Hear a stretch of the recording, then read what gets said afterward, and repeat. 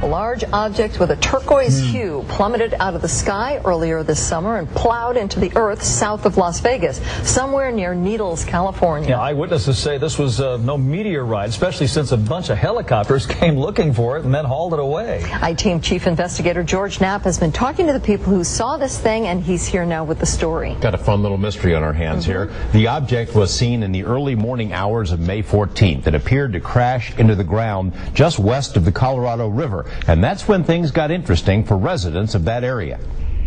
Somewhere in this rough terrain, just west of the Colorado River and south of Needles, is a point of impact, maybe some burn marks, created by something that fell from the sky. Frank Costigan saw it because he got up at 3 in the morning to let his cat out. A fiery object that flashed across the sky, but it wasn't a meteor, he says. Up in the sky, it's just bright. It was bright enough that it illuminated the ground. For 7 years, Costigan worked as the chief of airport security at LAX. He says the mystery object flew out of the northeast heading southwest, traveling very fast, but at one point it slowed down, then sped up again.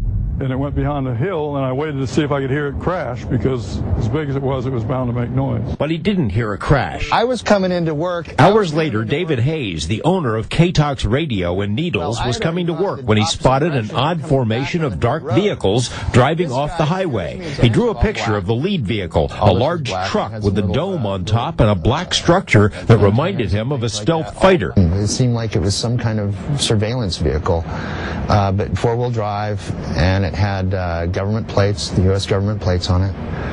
And behind it was a couple of vans that were, they looked like support vehicles. The men inside had military bearings, Hayes said, but weren't in uniform. He made eye contact with one of the drivers, and the guy followed him. Later in the day, one of the vehicles was parked outside his station, seemingly conducting a surveillance of the place. You see these guys, and they're staring you down. It's sort of a Men in Black sort of a feel to it. Absolutely. Very serious, serious as a heart attack. I went up to the airport. Coincidentally, Costigan, the ex-cop, works on investigations for Hayes. When he came into the radio station, he told Hayes about the thing he'd seen in the sky, and Hayes told him about the Men in Black. Then they got another piece of the puzzle, a call from a man who lives in a houseboat on the river, who said he saw the fiery object, that it had crashed about 100 yards west of the river, that it landed with a thump. Hayes says he's known the witness for years by the name Bob on the River. Bob thought a plane had crashed and tried to call 911, but his cell wouldn't work, so he moved his boat out into the river and then heard the helicopters.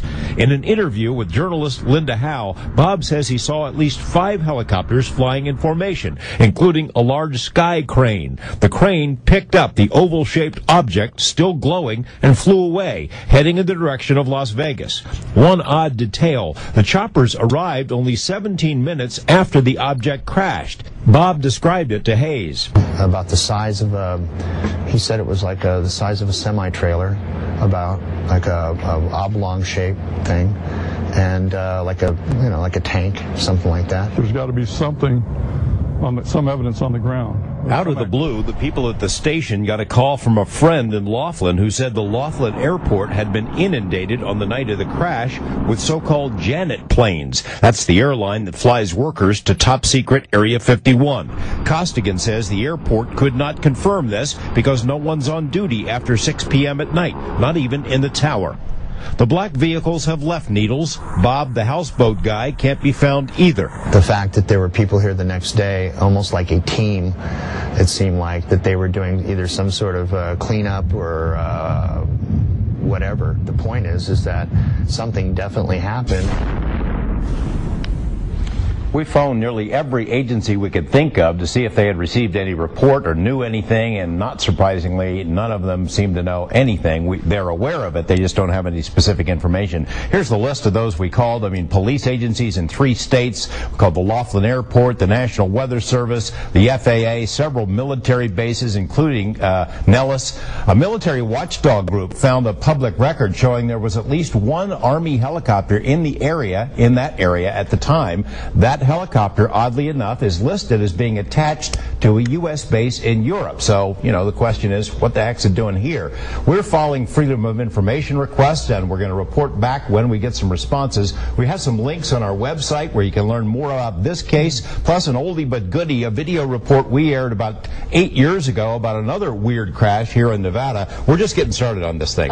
We've got some good links. I think we're going to get some answers on this thing, and we'll come back with more. Yeah. Intriguing. Thank you, George. Thanks, George. Well, floodwaters are doing some pretty major damage.